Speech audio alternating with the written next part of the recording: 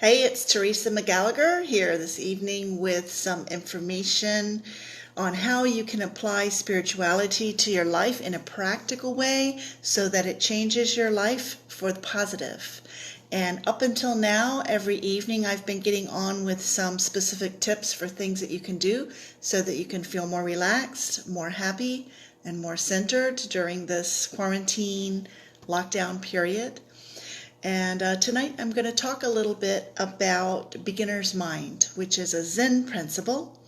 And beginner's mind is an attitude of openness, eagerness, and a lack of preconceptions. And it's very important if you want to see results in your life from applying spiritual practices.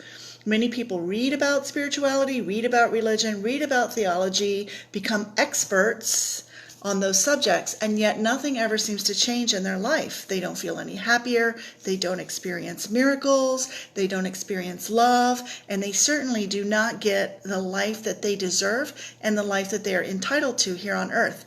And it really isn't difficult to shift your mindset so that you are open and receptive to receive all the miracles that life has to offer you. So that is my mission here. I want to share what I have learned with you. I want to show you that you do not have to suffer, you do not have to struggle, and life does not have to be difficult and does not have to consist of a lot of ups and downs. So there's a famous quote which has been attributed both to Mark Twain and to Will Rogers. Nobody knows really who said it. But the quote is, "It ain't what you don't know that gets you into trouble. It's what you know for sure that just ain't so." And this means that when we think we know the answers already, we are not open to hear the answer. When we already think we know what the problem is, when we already think we know how to solve it, we're not open to alternative solutions. We're not open to opportunities, and we're not open to miraculous ways of resolving issues.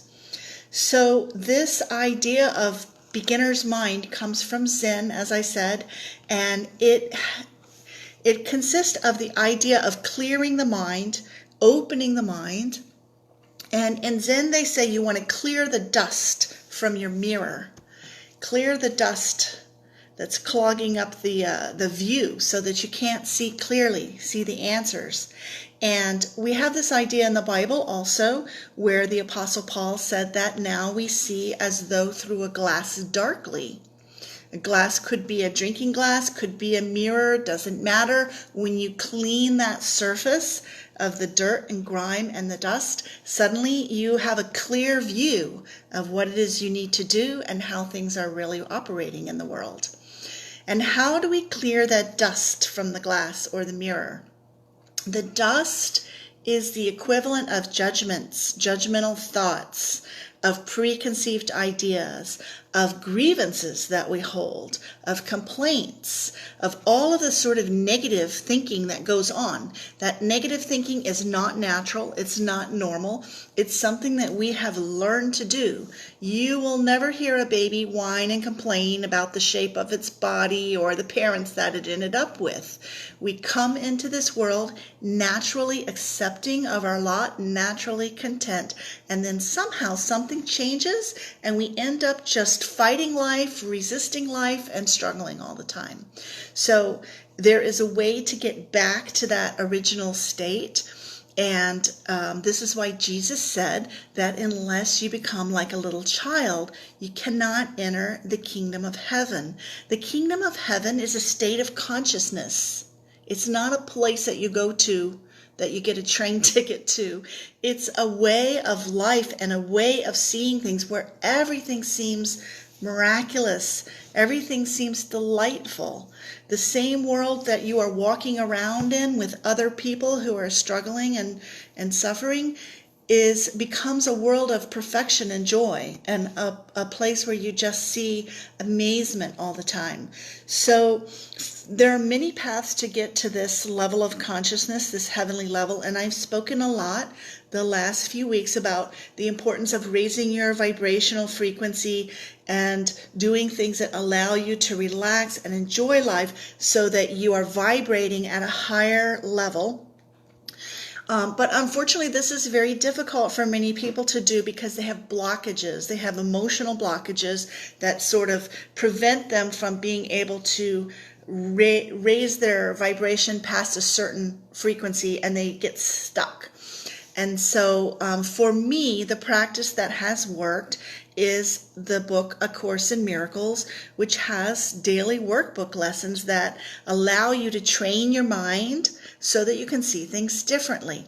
But the mind is not open to this training unless it is clear first, unless there is a willingness to receive something that perhaps doesn't seem to make sense, or that doesn't seem like the solution to us, because we go around operating from the ego mind all of the time. And the ego mind is that mind, that personality that we have developed from our conditioning in society, by our family, from school, from church, from all of the influences that surround us, television, the media, friends, you name it, all of that peer pressure stuff that comes out at us as we are growing up, and trains us to think in a certain way and look at life in a certain way. So step number one to get to the place where miracles can happen is to have that beginner's mind, that receptive mindset, and that openness to say, maybe the way I've been doing things isn't right. It hasn't been working for me. I'm not getting to a place where I feel joy all the time. And that's what I want. So maybe I don't know what I'm doing here. Maybe I'm not going through life correctly. Maybe I should just stop and try something completely different. So this is what happened to me. I got to this place in my early 30s, and I said, I've achieved all the things I wanted to achieve in life. I've traveled all over the world, had a great, exciting career with good pay, got a nice place to live. I even had servants, and yet I wasn't happy. And my relationships were up and down, especially romantically. I'd get involved with people and think they were going to be the answer to my prayers, and then it wouldn't work out. So I finally said, just kind of threw my hands up in the air one day and said, I don't know what I'm doing. I am going to stop trying. I am going to stop trying to control things. I am going to stop trying to make things happen and go my way. And I am just going to be open to receive answers, divine answers. And that is when A Course in Miracles came into my life. And that is when I met my husband. And that is when I had children, and that is when a whole lot of things really shifted for the positive. So I encourage you to think about how you may have been stuck on a course and insisting that things have to go a certain way in order for you to be happy. What is it that you think will make you happy? What is it that you think brings happiness? And do you think that it's possible to be happy all the time? A lot of people think this is abnormal. They think only robots are happy all the time. That's not true. There's no reason that you have to suffer. There's no reason that you have to struggle. And there's no reason that you have to suffer anxiety, depression, sadness, loneliness, grief, resentment. All of these negative, low vibration emotions create a life that's almost not worth living sometimes. And it doesn't have to be that way. And I'm proof to tell you that it doesn't have to be that way. Happiness is a choice. And once you make the decision that you really want to be happy, you no longer have to get stuck in that whirlpool that drags you down. You can decide that you want to be open and receptive to something new.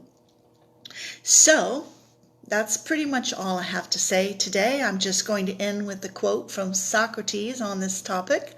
And he said, I am the wisest man alive, for I know one thing, and that is that I know nothing. Thank you so much for joining me on this Facebook Live.